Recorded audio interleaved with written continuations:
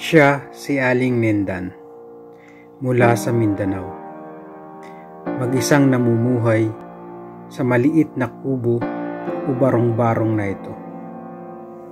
Hindi siya nakakatayo at gumagapang lang. Tanging tuhod ang kanyang ginagamit upang makababa at umakyat sa kanyang bahay. Tanging umaasa lang sa bigay ng mga kapitbahay upang makakain sa araw-araw. Dito siya nagluluto kung meron man. Ang kanyang tanging hiling, sana ay matulungan siya para sa kanyang araw-araw na pagkain at pangangailangan. At sana kung meron man natutulong rin sa kanya, ay maging maayos ang kanyang tinitiran.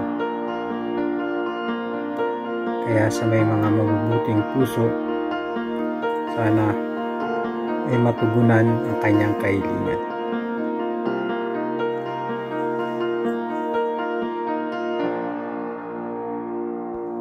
Ang kanyang bahay ay malapit sa sasahan at kapag umuulan ay tumataas ang tubig sa ilalim ng kanyang bahay.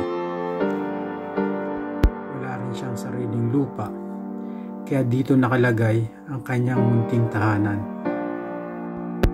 Atin po siyang itatampok sa story of my life o ang kwento ng buhay upang mapakinggan ang kwento ng kanyang buhay at ating makausap ng personal at nang malaman natin ang totoong ng kanyang kalagayan